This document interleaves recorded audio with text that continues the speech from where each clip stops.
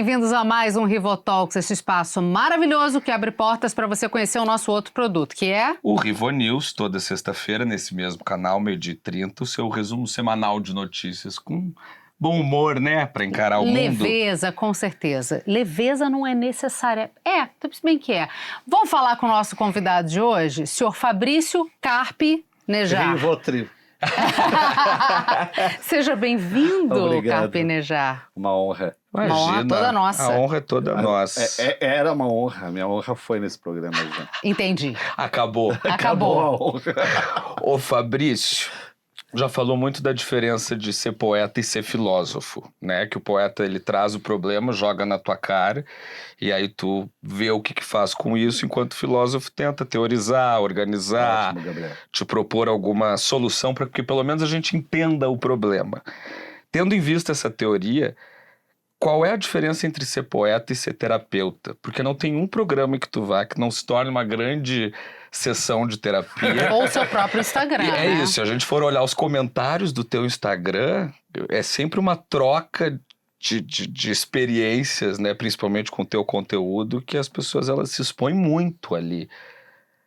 Se eu fosse terapeuta, eu falaria tudo que eu falo? Tá. Nunca. Jamais. Eu sou um palpiteiro. E o que eu uso é a minha experiência. Não tive uma vida linear, o que me ajuda a entender a curva de todos. Ou seja, a empatia de dentro, a empatia interior. E tampouco eu ofereço uma solução. Eu apresento o dilema. Quem está sofrendo de amor já tem a resposta. E é a resposta errada. Geralmente é errado. Geralmente, ela só quer alguém que possa autorizar a loucura, o desmando. Ela tenta encontrar um interlocutor que o apoie. É isso. Uhum.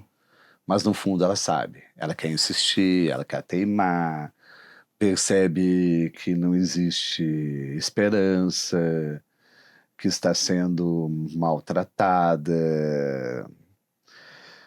que está correndo atrás, que está vivendo de migalhas, mas pede o apoio. Sabe o que eu acho muito lindo? Dá para passar por vários caminhos, mas eu vou começar pela Beatriz, porque a Beatriz é uma grande poesia na sua vida, pelo que eu notei, assim. Ela se é a pessoa que você vira e fala que se você tivesse a conhecido no início da sua vida, hoje em dia você seria infinitamente mais rico até do que é, e não pelo aspecto material, mas de riqueza, eu acho que até espiritual. Você dizer que lembrar que o primeiro beijo no boteco em Santa Teresa foi algo profundamente marcante. Você falar com a sua sogra ao telefone, entender que aquele era um momento importantíssimo da vida de vocês dali em diante. Toda essa poesia que é a Beatriz fez você focar mais no amor do que em outras pautas? Grande pergunta. O fato de eu estar resolvido no amor fez com que eu tivesse mais capacidade de socorrer os outros. Porque o sofrimento é egoísta. Você só pensa em si. Você só consegue ajudar alguém se tem alegria. Alegria generosa. Você consegue ter paz para Porque amparar. amor é paz, diferente da paixão. É muito diferente. Eu vivia escrevendo para me justificar. Eu passei a ter esse olhar para fora, para o outro, a partir do meu romance com a Beatriz. E eu não acreditava que o amor pudesse ser tão manso. Mas se a gente vai ver as praias mais bonitas do mundo, elas são mansas. E é um amor oceânico, no sentido de que Eu olho para o infinito e não penso em tudo que me falta. Eu penso que eu estou no lugar certo. Uhum. É o olhar da paisagem. A Beatriz é calma. Ela não discute. Eu sou ótimo para discutir. Eu sou uma pessoa belicosa, armada, cheia de argumentos. Encontrei meu antivírus. Uma mineira cestrosa, independente, que não está nem aí para a minha lamúria. Todas as vezes que eu tentei discutir com a Beatriz, ela virava a cara. Ela ia para outro aposento, não quero falar contigo agora, você está nervoso. A gente discute amanhã. Como assim discutir amanhã? Eu tô aqui preparado pra isso. Eu fiz todo Claro. o ensaio do ódio. O ódio faz ensaio. Já sei até o que tu vai responder ao que eu vou te dizer, Exato. né? E eu tenho uma resposta pra isso A também. réplica já está pronta. E aí você vem e diz que não quer falar? E isso fez com que eu entendesse que discutir é infrutífero. Nenhuma discussão salva a relação. Nenhuma. É impossível. Você discute para encontrar uma ofensa que alimente aquela fogueira. Você quer a combustão da raiva. Você entra na discussão sem saber bem o que você está reclamando. Uhum. Mas você sabe se jogar os pontos fracos, as confidências, vai enervar o outro que vai falar algo que vai atingir você e você vai isolar aquele insulto e jogar na cara. Tá. É uma armadilha. Se você não discute, você desfaz o teatro, o drama, o exagero. E fica só o essencial. E tem coisas que se dissolvem numa noite bem dormida. Opa. Eu não duvido que discutir seja apenas um resultado do cansaço. Uhum. E você costuma descarregar na pessoa mais próxima. Sempre. A pessoa mais próxima nunca recebe o seu melhor. Sempre recebe o seu pior. Porque acreditamos que amor é suportar qualquer coisa. Uhum. Que intimidade é pedreira, pancadaria. Se a pessoa me ama, ela vai me dar um desconto. Ela vai me perdoar. Ela vai me entender. Entender no sentido de adiar. Uhum. Eu posso adiá-la e depois eu vejo como reconquistá-la. Lembrou de alguém? Oh. Tantos somos nós. Eu quero pedir já O olhar dela brilhou, foi brilhando. isso. Tantas recorrências. É isso. Foi uma estrela cadente. É. Isso. Tu falou sobre estar bem para poder ajudar os outros. E a gente vive um momento na humanidade de extrema brutalidade e insensibilidade. Tanto no Brasil quanto no mundo, política, emocionalmente, de todas as maneiras. Tem gente que pensa que só tem 2 guerras acontecendo. Exatamente, exatamente. Como continuar escrevendo sobre ternura, sobre afeto, sem parecer alienado de todo esse caos? Eu sou alienado. Eu sou a pessoa mais alienada que você vai conhecer. A pessoa mais alienada que vocês vão conhecer. Porque eu preciso trazer respiro a esse sufoco da discórdia. É uma proposição consciente. Uhum. Se você não fala de amor, se você não fala de amizade, se você não fala de paternidade, maternidade, se você não fala de família, não teremos em que se agarrar. É um contraponto necessário.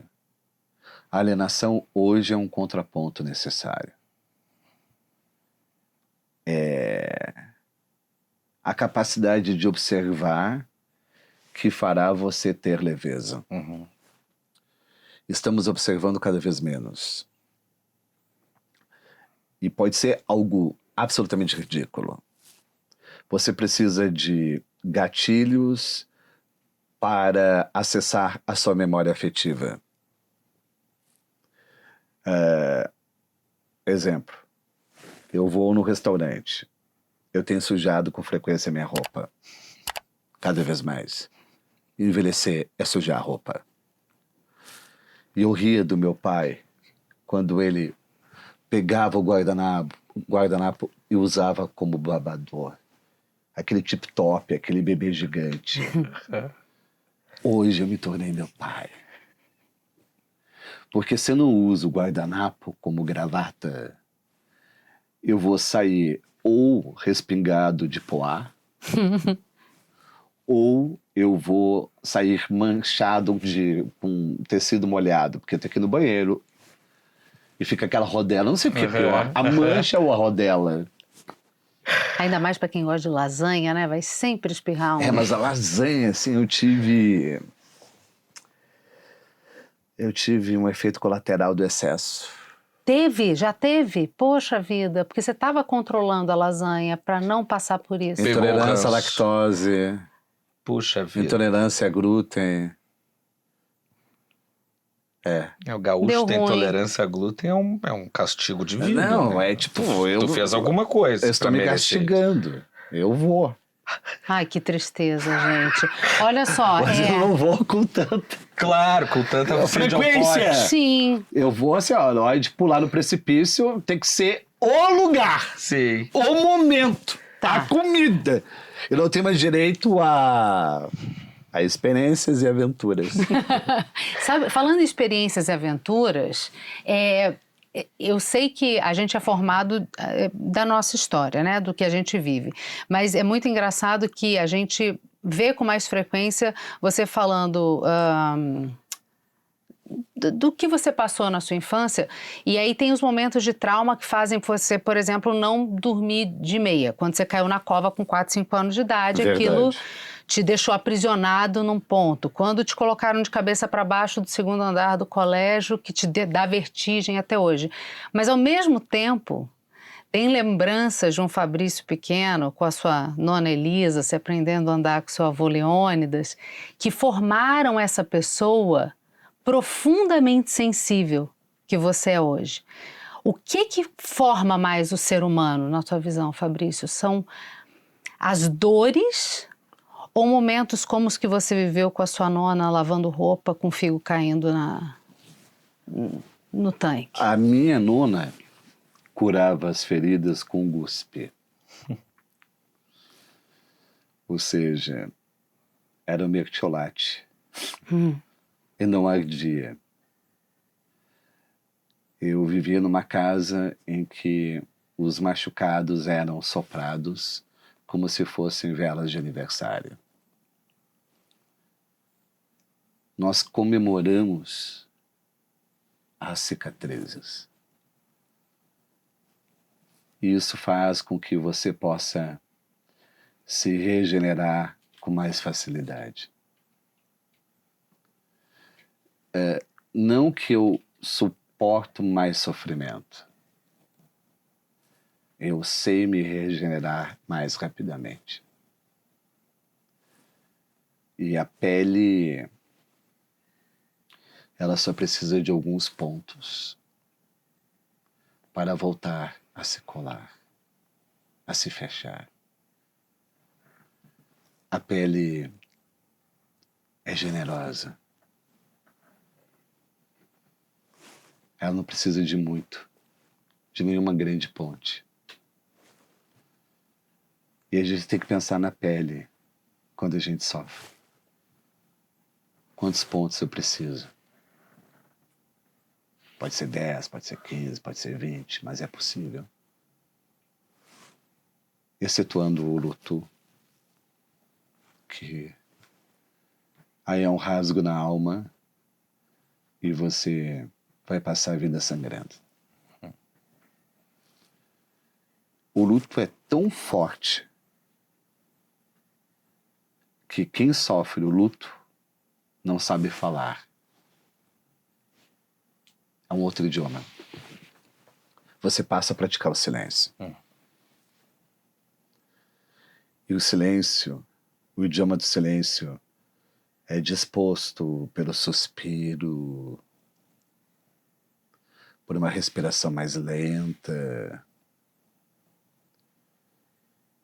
Você está e não está ali.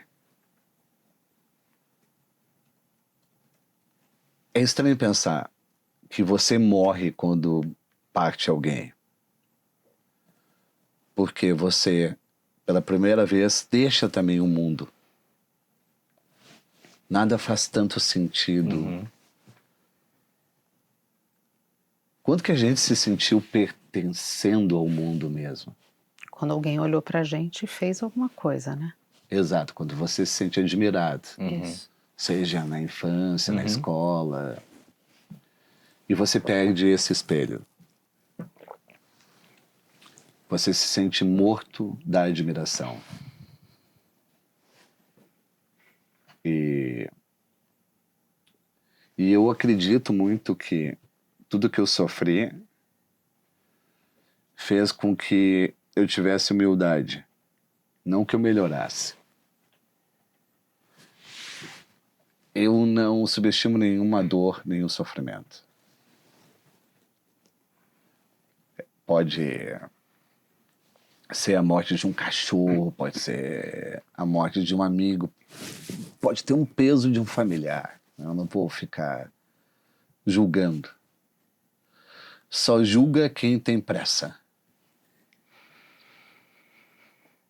Quem tem paciência compreende. Sim. Tu falou em espelho, me lembrou da música do João Nogueira, né? Vontade de tocar viola de verdade, de fazer canções como as que fez meu pai, que o nome é Espelho.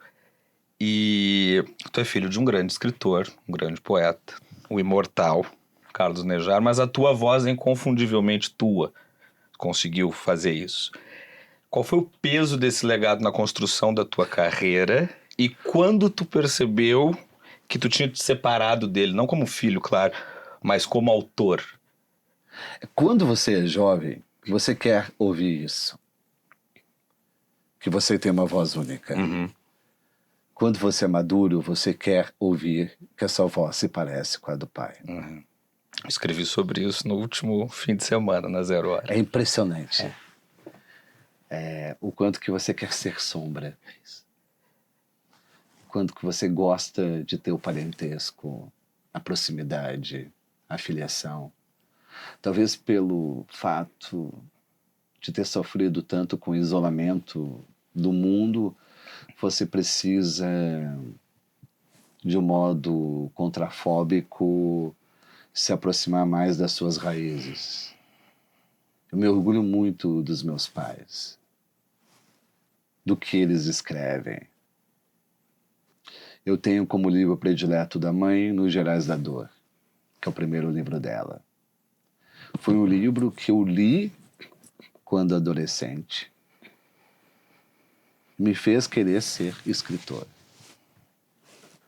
Ou seja, a minha mãe me gerou como homem e depois houve um segundo nascimento, uma segunda gestação como poeta. E um livro que me marcou muito com o pai foi Os Viventes. Porque o pai, ele faz um poema para mim. Quando meu pai se separou da mãe, o pai deixou todo o guarda-roupa dele em casa. Então, deixar o guarda-roupa, tu pensa que ele vai voltar. Claro. É um horror. Levasse as roupas junto. Aí toda manhã eu entrava no quarto do casal e escolhia a roupa do meu pai, mesmo estando ausente. Um pedaço de mim. E botava a roupa em cima da cama como se ele fosse sair do banheiro. do banho a qualquer instante para ir para o trabalho. Eu fiz isso durante meses. Escolhia toda a roupa, a camisa, a calça, o cinto. 9 anos de idade. meia, tudo. E o mais bonito é que minha mãe não me censurou. Ela entendeu que fantasiar o meu pai é uma maneira de me manter vinculado a ele. Era o teu luto, né? Era a forma que eu encontrei para expressar minha emoção. Se eu não tivesse aquilo, eu estaria absolutamente revoltado. A poesia serve como catarse. Você é mais sociável com ela porque você usa a imaginação não para fugir da realidade, mas para suportar a realidade. Sim. E um dia eu cansei de vestir meu pai. Foi quando eu aceitei a sua partida. Eu quero muito falar da Dona Maria, sua mãe, quero muito, muito. Gênia, brilhante, mas você precisa saber que é óbvio, o senhor Carlos tem um enorme orgulho de você, né? Amado Bito, eu estou com saudade, filho, de nossos recitais pelo Brasil. Ainda tenho ânimo, se eu pudesse te acompanhar. É verdade. Mas tu andas com tua força e eu com meu afeto por ti. Carlos Nejar. É bem o pai, vocês percebem que ele tá com a televisão ligada. Sim. E a televisão em alto volume. Claro. E ele não nota que a televisão já é parte da sonoplastia som ambiente. emocional Natural. dele. Aham. A minha mãe é a mesma coisa, eu vou falar com ela, eu não escuto a minha mãe porque ela deixa a televisão alta. Aham. E eu fiz um espetáculo para o meu pai, chamado de Pai para Filho, que nós peregrinamos por 6 capitais. 6 capitais. E não houve ensaio. Eu menti para meu pai. Foi o golpe de Estado, né, que você fala. Você tem que apenas ler seus poemas. Só. Perfeito. Aí ele, tudo bem, isso é isso? Claro. Aí eu começo na plateia e vou para o palco. Então o pai começa lendo o poema pensando que vai ser uma leitura de poema. E eu apareço girando com histórias ao redor dele. A Esfregando primeira a verdade. apresentação foi impactante, porque eu não sabia o que fazer. É. Completamente desprevenido. Onde que Isso ele saiu me muito enfiou? bem, porque ele foi espontâneo. Aham. E eu queria isso. E fui descobrir depois que o sonho dele era ser ator. Ou seja, como você vai desdobrando Uhum. sonhos dos outros sem perceber, estando junto. E ele tem esse vozeral. Sim. Eu fico imaginando meu pai ator como promotor. Uhum. Sim. Tadinho de quem foi réu. É uma desvantagem. A oratória. A oratória dele. Imagina. Com Ele certeza. Ele é de uma geração, Nossa, Paulo Brossard, toda uma geração, Sim. Lia Pires, uma geração que é do palanque, do microfone. Fala muito Uma bem. geração jurídica maravilhosa. O Simon é Sim. dessa Sim. geração. Sim. Hoje, tanto faz. Parece que pode ser senador sem falar. Opa. Cada vez mais fácil. Não, até mas- melhor, eventualmente. Exatamente. Eventualmente, até melhor. Mas assim, o senador tinha que falar e o discurso durava horas. Claro. Horas. E as pessoas ouviam atentas, né? Atentas. As pessoas ouviam bem atentas. Não, Não quer puxar aquela outra, que Tá. é boa também? Tá bom, essa aqui, né? Isso, que aí a Sim, gente já emenda. porque já que eu também quero, a gente quer falar de Dona Maria, essa gênia, tem a questão que muita gente já sabe, mas para quem não sabe... Um amigo nosso, que tá de férias. E aí, pessoal, um abraço especial aí pro Gabriel, Carpinejar, os meus parceiros de todos os dias da Rádio Gaúcha. Seguinte, o Carpinejar tem uma história muito bonita que remonta à infância dele, uma história crucial para esse talento que a gente tem hoje, esse talento nacional. Foi no colégio, quando o colégio quis desistir dele por entender que o Carpinejar não tinha condições intelectuais de aprender, de ser um bom aluno. Aí, Carpinejar, o que aconteceu, o que foi fundamental para que esse destino, pelo menos o destino pretendido pela escola, não se confirmasse? O que aconteceu? E aí, pessoal? É impressionante, né? Eu me lembro o quanto que eu me senti absolutamente deslocado na sala de aula no primeiro ano.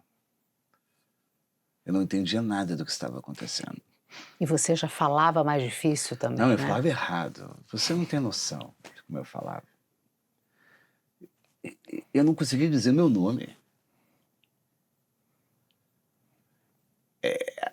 O meu céu da boca é absolutamente estreito.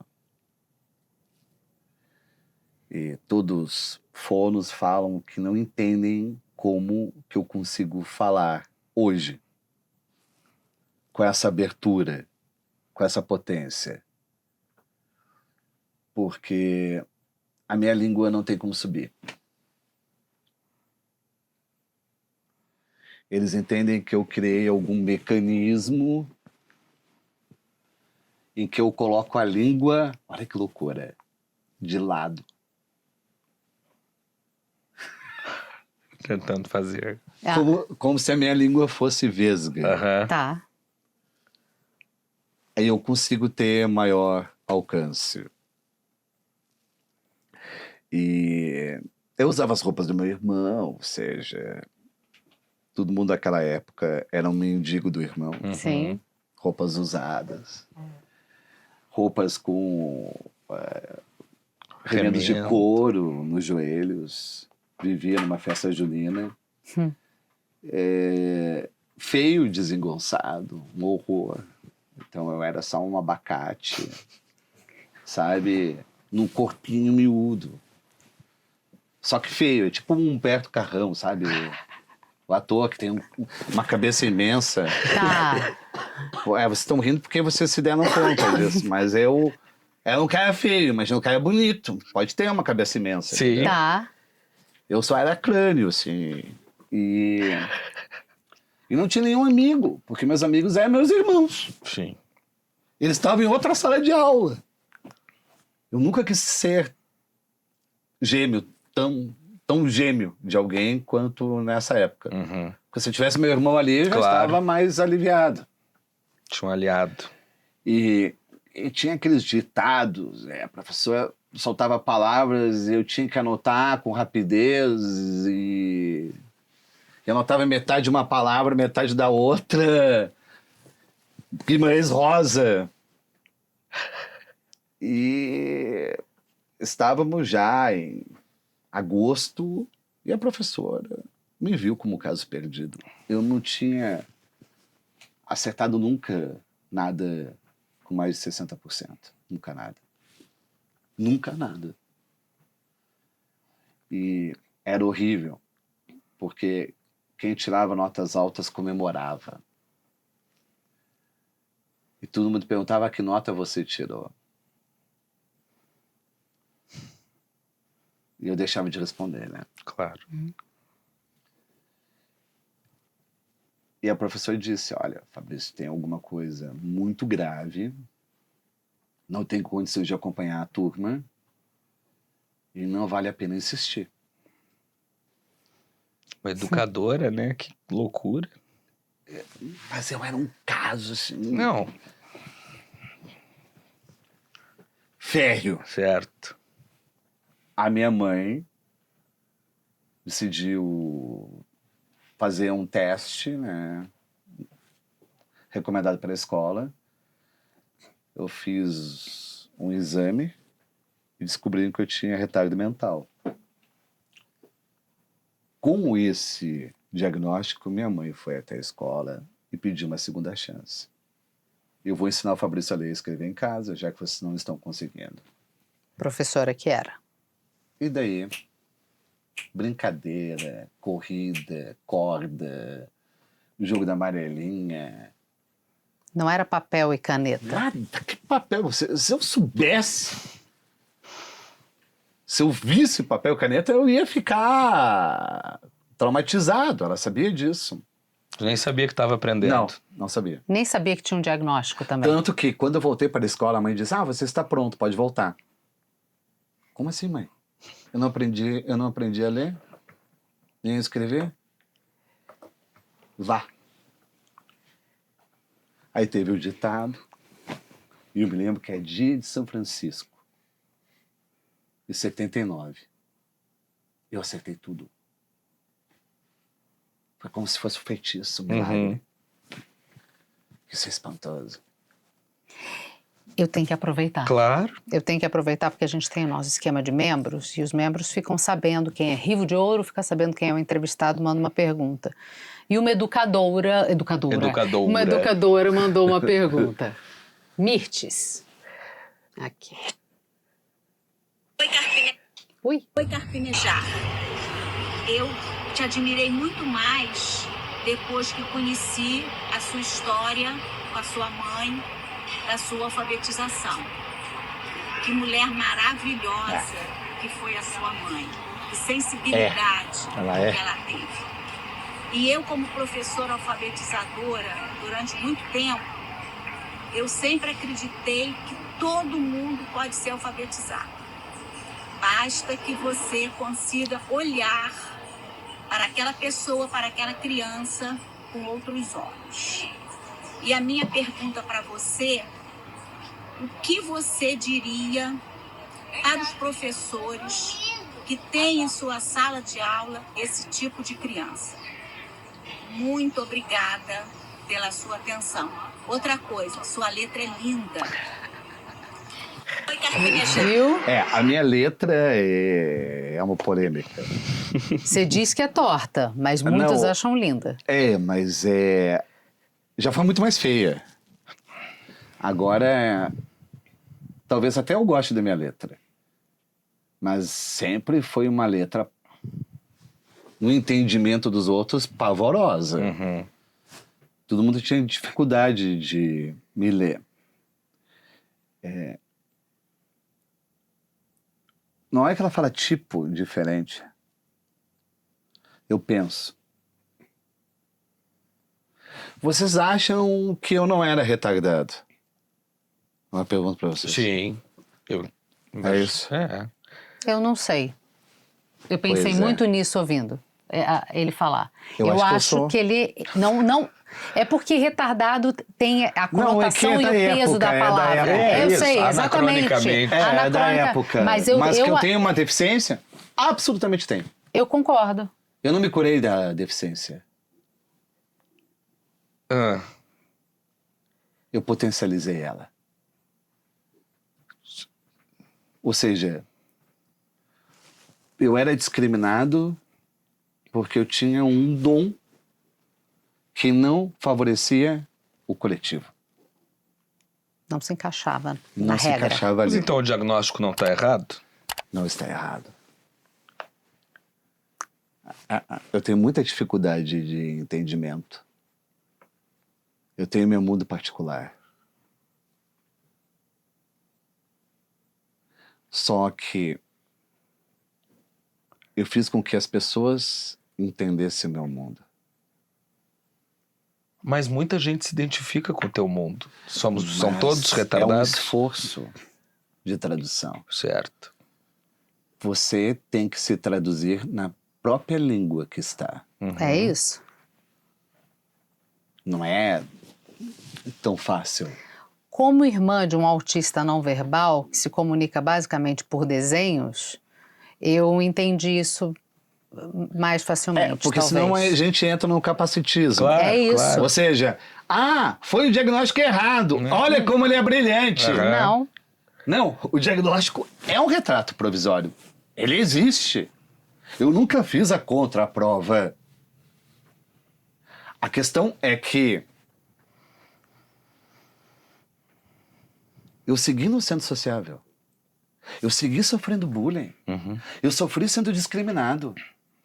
E se você hoje olha ao lado, eu tenho sucesso. Sim. Eu tenho brilho.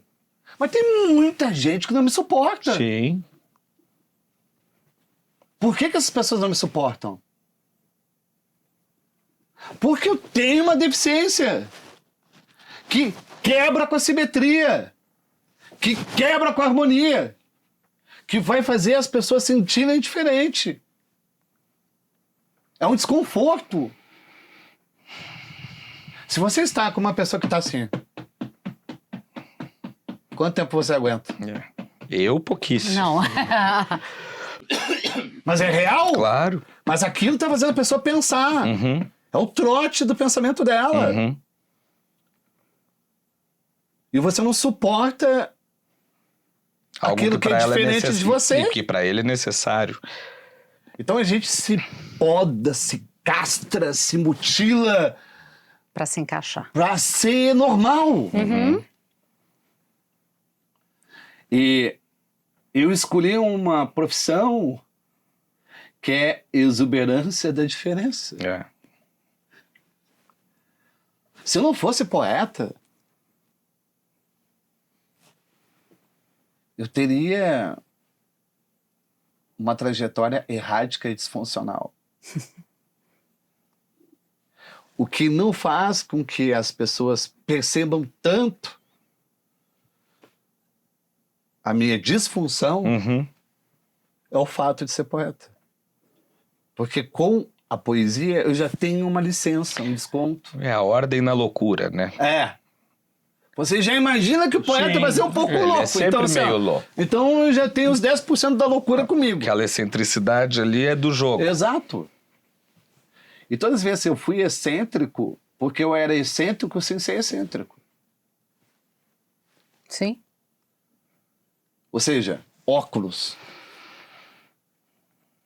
Se eu tô sem óculos, eu vou ser excêntrico igual. Pelo menos eu tenho óculos para dizer que eu sou excêntrico. Sim.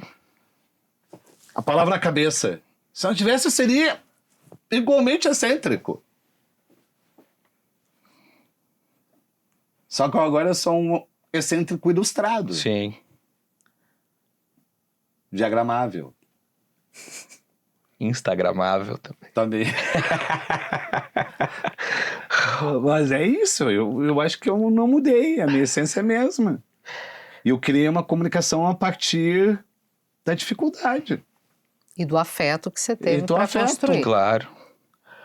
Carpinejar, 2 finais de semana atrás escrevi uma coluna na Zero Hora sobre meu avô, na qual eu escrevo uma hora que pode soar cabotino, isso vindo da parte de um neto, mas ele é o maior jornalista da história do Rio Grande do Sul. Eu recebi um e-mail elogiando o texto de um leitor, e aí ele fala uma hora assim, ó, me irritou profundamente. Não vou dizer que Santana foi o maior de todos, porque Davi Coimbra também foi, e Carpinejar vem se mostrando mais um deles. Sabe? Desagradável. Tu escreveu um texto lindíssimo sobre meu avô 1 ano antes dele morrer. O título era Isso Não É um Obituário. E aí vou pedir licença ao espectador, eu vou ler um trecho que é o que mais me emociona. Disse assim: eu amava esse articulista que usava palavras pomposas, mas não perdia o apelo popular. Seus textos chapinhavam no dicionário. A primeira vez que li claudicante foi em uma crônica dele e quase morri engasgado com esse vocábulo, pois estava longe de casa para desvendar o seu significado. Eu amava esse gênio idiota, que encontrava coerência na alucinação e foi eternamente o mais lido e mais ouvido e o mais comentado no Rio Grande do Sul, somente pela beleza extravagante e carismática das suas ideias. Quando tu começou a coluna na Zero Hora, tu entrou substituindo Moacir Scliar às terças-feiras. E hoje tu é dono da última página do jornal, que foi do meu avô por mais de 40 anos. Que peso tem herdar esses espaços que carregam tanto afeto, tanta polêmica e tanta verdade, assim?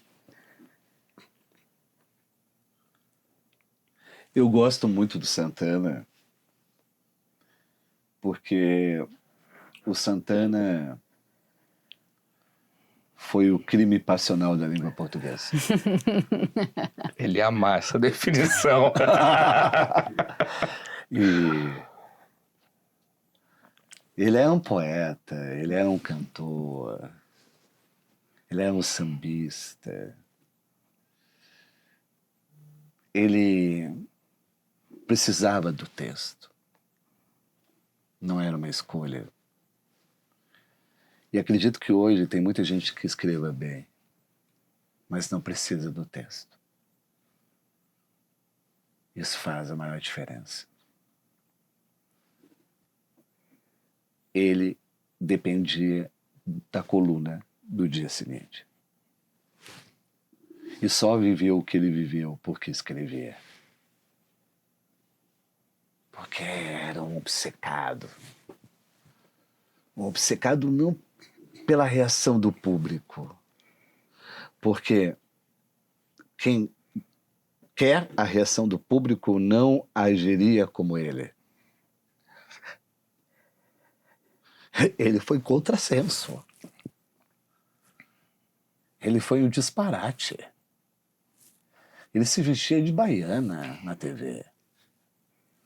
Ele, assim, ó, ele criou um posicionamento tão gremista, tão tricolor, que era para provocar a revolta dos colorados. Mas, pelo contrário, os colorados faziam mais questão de lê-lo do que os próprios gremistas. Não é incrível? É. E vê, hoje a torcida do Grêmio é a maioria no Rio Grande do Sul. Mas no tempo em que o Santana escrevia, a torcida do Inter era a maioria. Então não dá para interpretar os fatos a partir do prisma atual. Ele era voto minoritário. Uhum. Ou seja, agora vamos ver, imagina alguém defendendo o Grêmio, nem aí pro Inter, quando o Inter estava sendo tricampeão brasileiro. O Grêmio não tinha nenhum título nacional. E o Grêmio vai crescendo com a projeção do Santana. E agora eu faço uma pergunta um tanto megalomaníaca. Como ele. Até vou dobrar as pernas como ele faz. O Grêmio seria tão grande se não tivesse o Santana? Nunca ninguém fez essa pergunta. Não seria. É que a resposta é incômoda, né? Um torcedor apaixonado, febril, catastrófico, capaz de crucificar um goleiro num dia e ressuscitá-lo no outro, foi capaz dessa proeza. Não existiu no futebol brasileiro isso. Talvez só Nelson Rodrigues com o Fluminense. Tá. Talvez. Eu vou aproveitar isso para falar sobre os medos que a gente tem. Porque volta e meia a gente fala, a gente conversa. Eu fui conhecer mais o Santana, porque o Santana nunca com o Gabriel, porque o Santana nunca saiu de Porto Alegre. Até as coisas que a gente tem acesso dele dizem que são de outras pessoas e não dele. Dão outros, por exemplo, Vinícius de Moraes. Aquela coluna da amizade, né, antológica, que o Brasil conhece como se fosse do Vinícius. Eu fiz uma coluna Sim. sobre o Santana que eu Ano botei de passado. propósito. Ano passado. Porque todo mundo pensa que é do Vinícius. Exatamente. E recebi comentários de Correções. leitores dizendo: aquilo é Vinícius. Não, desculpa, é Paulo Santana. Então, mas a gente sempre comenta, será que o Santana tinha tanto medo de sair daquela bolha confortável de Porto Alegre, do Rio Grande do Sul, de uma realidade que ele já dominava e já conhecia, e por isso... Que ele dizia que em Porto Alegre eu sou mais conhecido que Coca-Cola, ele falava. É que ele tinha uma insegurança explosiva. Uma insegurança atômica.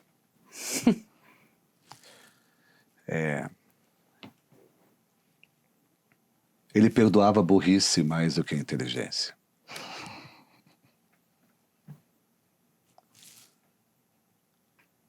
Ele tinha um séquito que até que podia ser burro, mas os amigos inteligentes ele sempre brigou. Ele tinha uma grande dificuldade, porque ele veio de uma origem mais simples,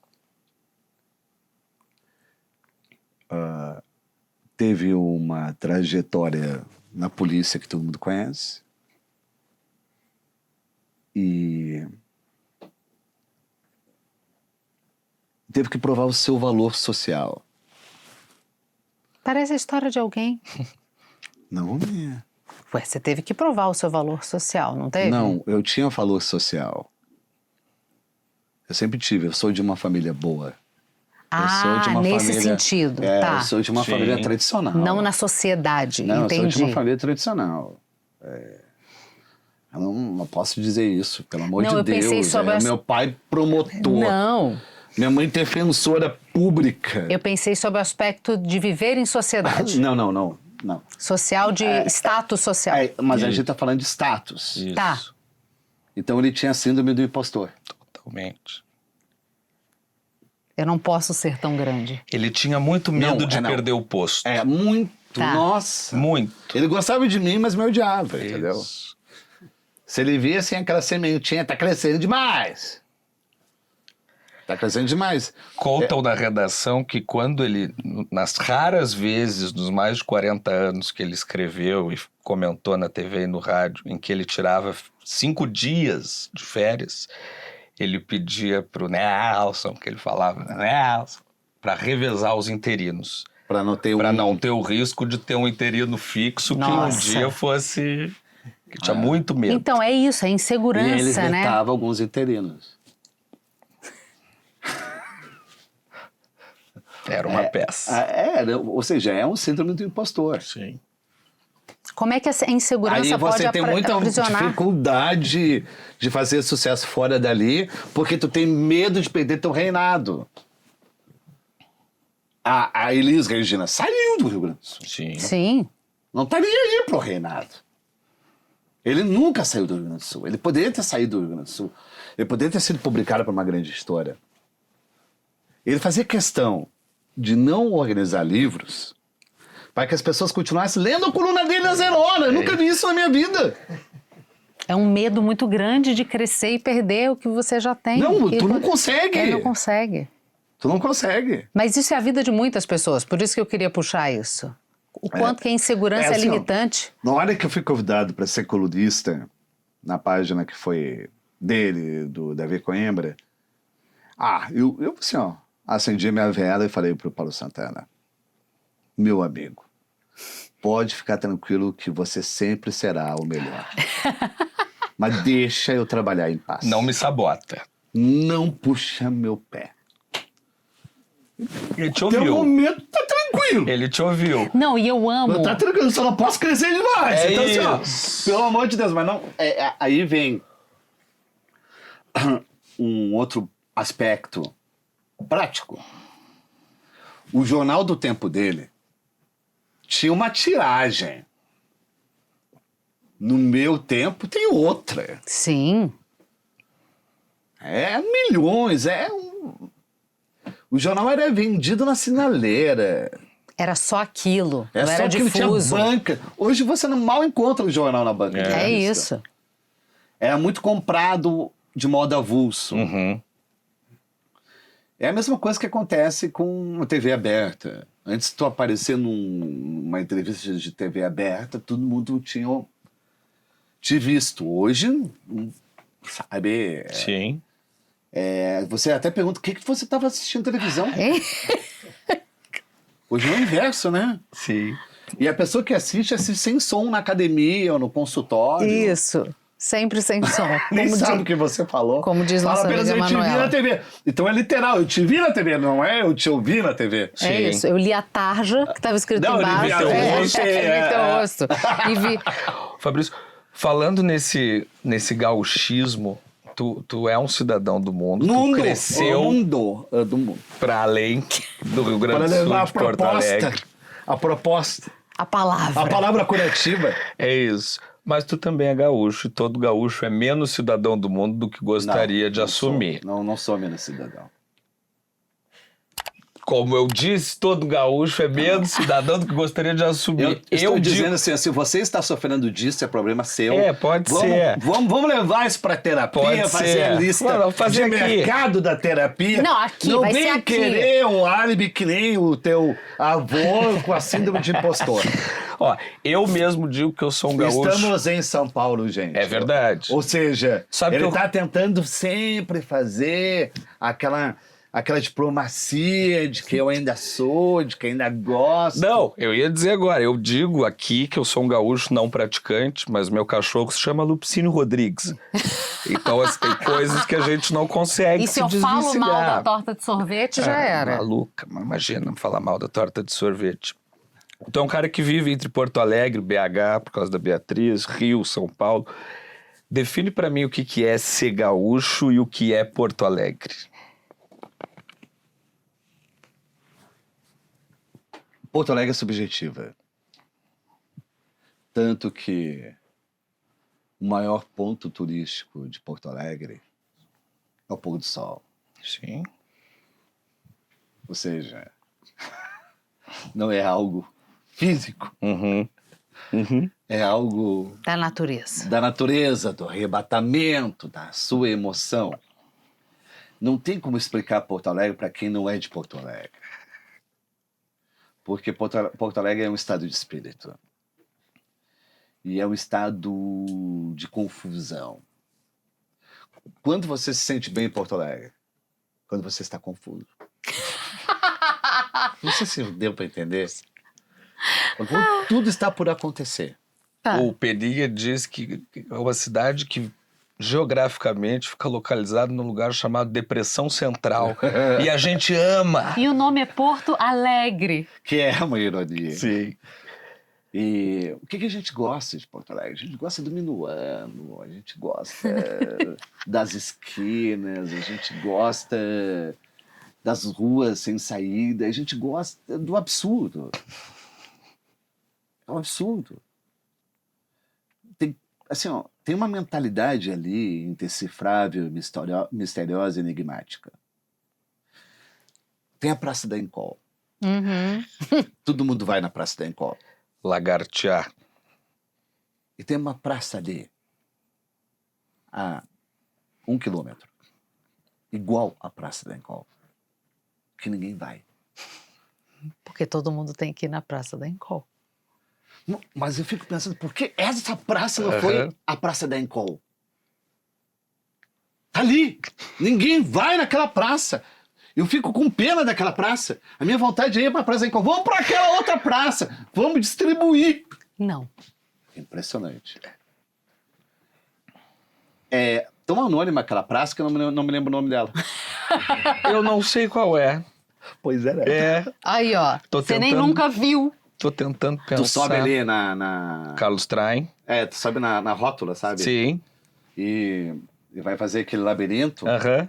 Carlos Traem Em Filho, direção a Pedro Lucas. Ivo, desce a Lucas. Deixa eu ver. É, tem uma praça ali. Que é igual a Praça da Encol. Tem a Aham. mesma ladeira e tal. Nunca foi ocupada. Não tem ninguém lá. Não tem ninguém. E o gaúcho? Porque o meu avô contava uma história muito boa. A gente morou em Curitiba, uma vez ele foi nos visitar, estava num táxi indo até a nossa casa e passou na frente do restaurante Madalosso, Isso aí. que na época era o maior restaurante do mundo. E aí o taxista curitibano falou isso pra ele, com o maior orgulho, né? E aí eu acho que isso define muito bem o que é o gaúcho. E aí o meu avô virou pra ele e falou: maior restaurante do mundo? O senhor não conhece o Barranco? No Barranco os garçons me servem de moto. Diz que o taxista ficou: sério? Caramba! É algo que eu vi do Mineiro do Gaúcho. Se o mineiro tem um trailer, ele fala que é o restaurante. Se o gaúcho tem um trailer, ele fala que é o restaurante. Se o mineiro tem um restaurante, ele fala que é um trailer. Aham. Aham. Então, o gaúcho aumenta, o mineiro diminui. Não nos faz bem aumentar. Não nos faz bem. Não. O gaúcho é masculino e o mineiro é o feminino? Não, não diria isso. Eu Mas a diria gente fica- que o gaúcho, ele pensa que ninguém vai gostar dele. Então ele tem que valorizar. O mineiro tem certeza. Entendi. Aí ele diminui. Claro. Entendi. Claro. Entendi. E é uma sutileza Mas que faz toda a astronômica, diferença. que faz toda a diferença. Claro. E que constrói as singularidades desse Brasil, né? Já o carioca, ele não precisa de nada. Tanto faz, trailer, restaurante. Ele precisa. O carioca precisa da plateia. Precisa, exatamente. Mas Nós assim, não precisamos da plateia. Nós somos É autossuficientes. Não, é que O o mineiro não precisa da plateia. O mineiro nem quer a plateia. Claro. Se não vier, é melhor. É, Que não exato. venha ninguém. Que não venha ninguém. Entendeu? E isso, assim, por isso que eu acho Minas e acho o Rio Grande do Sul autossuficientes. E se a gente pensar, os grandes políticos partiram desses dois pontos. Verdade. Sim. Tem toda a razão. São Borja, né? Terra de presidente. 3. Verdade. Não, mas o Rio Grande do Sul, Minas Gerais, Tancredo, a gente tem histórias muito parecidas no sentido de que não dependo de ninguém, Eu me basto. eu me basto. E é um temperamento um tanto criticado. É criticado. As pessoas não gostam disso. Não gostam. Eu escrevo sobre os mineiros no jornal O Tempo. E a minha esposa, que é mineira, ela morou em Porto Alegre de modo definitivo, fixo, durante 2, 3 anos. Mas ela não conseguia diferenciar quando estávamos brigando ou cumprimentando.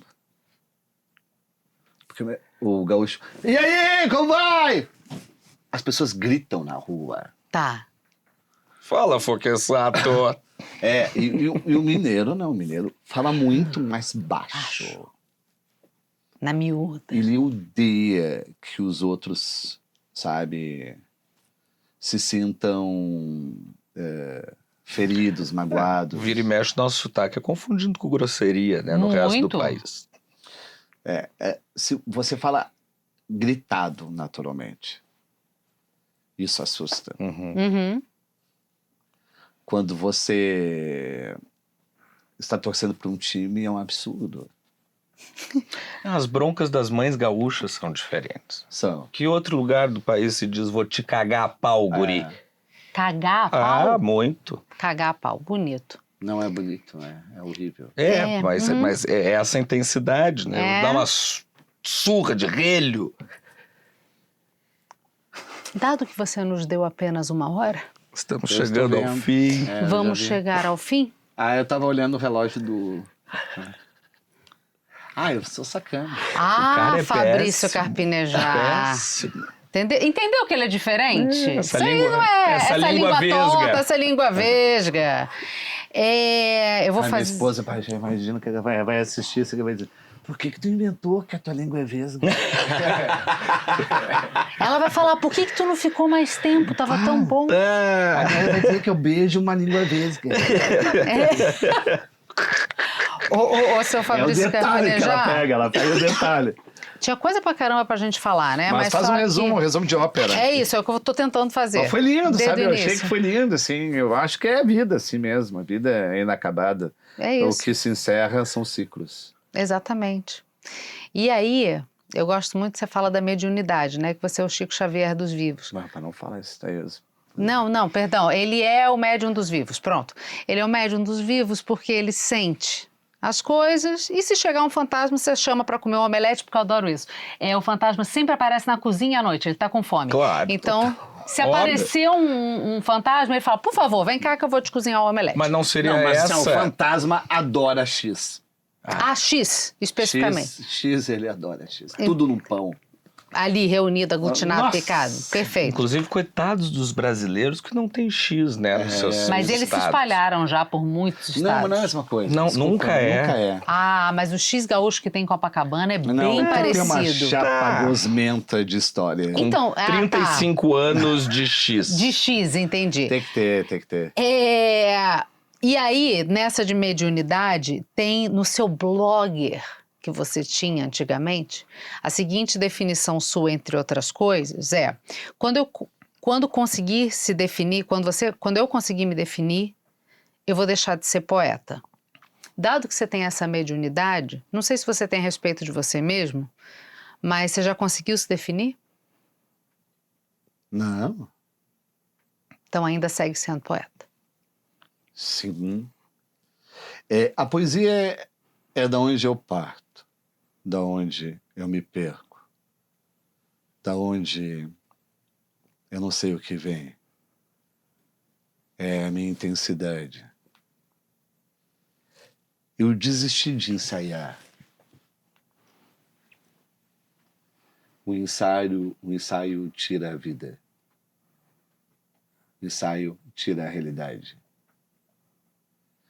Você ensaia para fazer tudo diferente. O ator sabe disso. Só que ele não fala.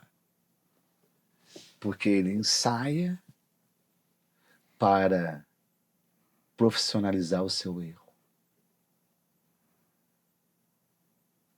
A sua falha. O quanto que você está disposto a errar.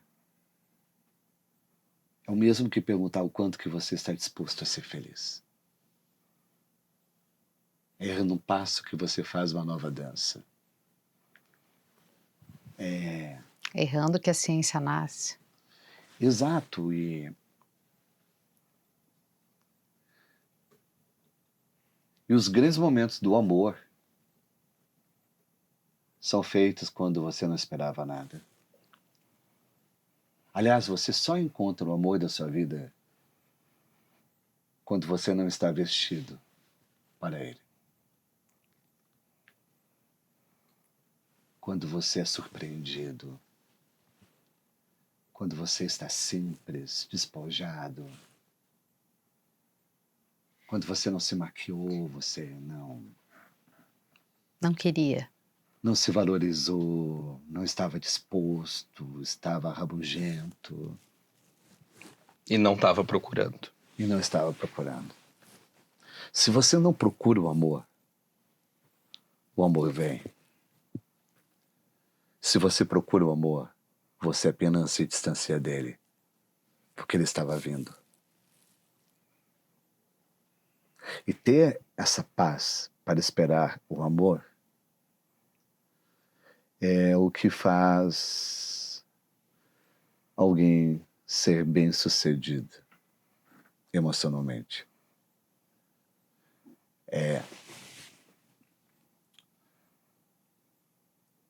Isso eu demorei para aprender. Eu procurava objetivamente o amor. Como se fosse uma pessoa. E o amor é o universo que você constrói para recebê-la. O amor se aproxima se você tem boas amizades. Se você conseguiu perdoar as suas relações familiares. Se você já entende a gratidão. Não é uma pessoa, é um universo que você precisa construir, fabricar para merecê-la. Quando você entende isso, nossa, a pessoa não veio, mas eu estou preparando o universo para ela. Vou aproveitar a minha amizade, vou aproveitar meus pais, vou aproveitar minhas paixões, vou me especializar naquilo que eu amo, de conhecimento, na minha profissão, vou viajar. Toda vez que você viaja, você traz uma experiência que vai esclarecer o relacionamento. Isso muda tudo. No português simples. Não existe gente encalhada. Não existe gente encalhada. É uma mentira. Todo mundo está em movimento. Ou você está a favor do amor, ou contra o amor. No português, Pedrada. hein? No português simples que a gente escuta por aí, no português não tão delicioso de carpinejar, o cuidar do seu jardim para que as borboletas venham, né? Exatamente. Isso. É isso. Vamos Aí. capinar direitinho, que aí vem. Isso aí é um trocadilho que sempre usa a meu respeito. Mas vai capinar um lote. Bom, o nome carpinejar, já como aglutinado, não carpinejar, já vem dessa ideia de construir, fazer, criar. Carpinejar é carpinteiro, né? Então. E eu fiz uma grande pergunta. O que a gente vai poder lembrar na morte? Porque nós estamos sobreando o nosso livro da vida. Uhum. A gente não vai levar tudo.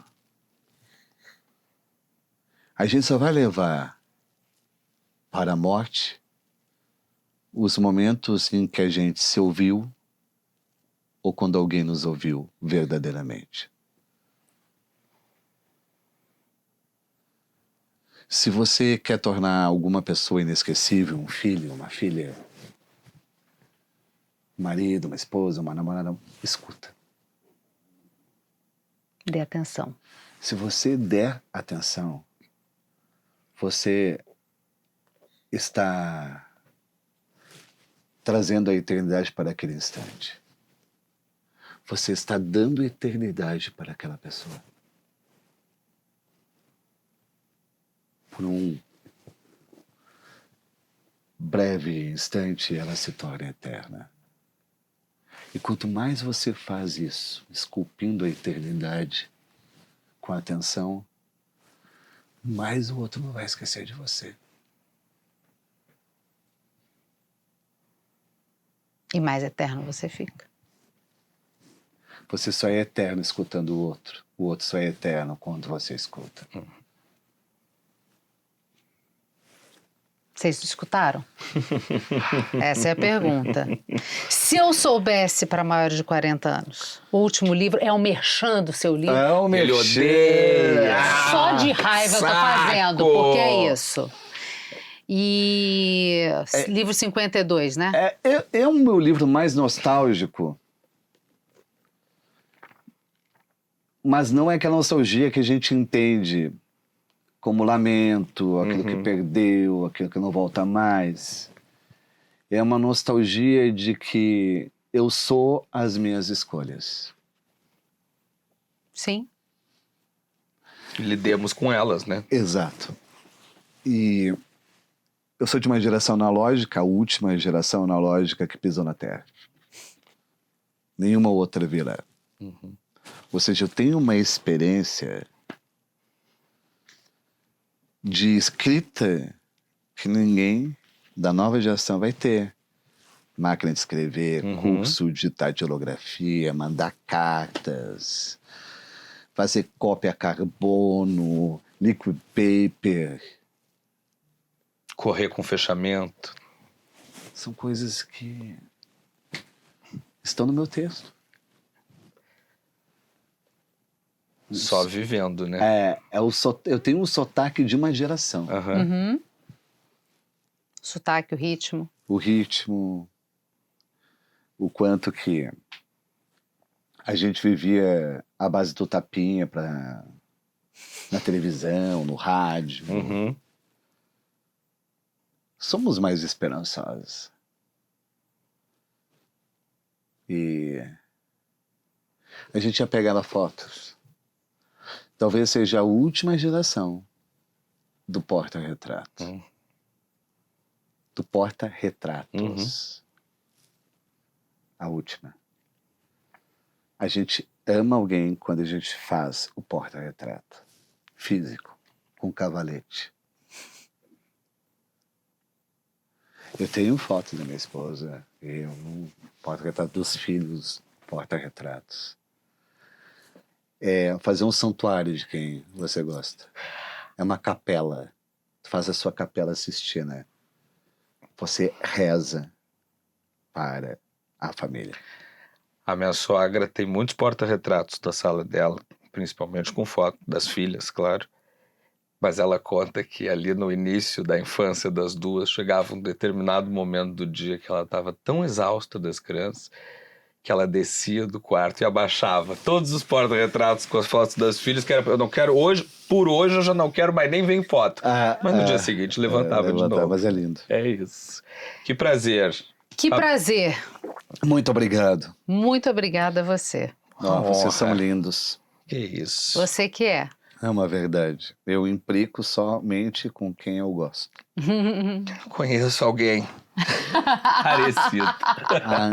Eu implico. Porque isso significa que estamos afinados. É isso aí. E se o tempo é a coisa mais cara que a gente tem hoje, muito obrigada por ter doado seu tempo aqui pra gente, viu? De verdade, que eu sei que você doou. Porque vai e volta. É isso. É isso. É a troca, moeda de troca. Vá que alguém não tenha sido eterno. Né? Por favor. É hora de tornar-se. Né? E olha só, precisa ter informação, tá? Curadoria. Não é essa avalanche de informação, é só a curadoria. Então vem com a gente, não esquece não. Sexta-feira, 12h30, tem Rivonews também aqui nesse mesmo canal. A gente espera vocês. Beijo!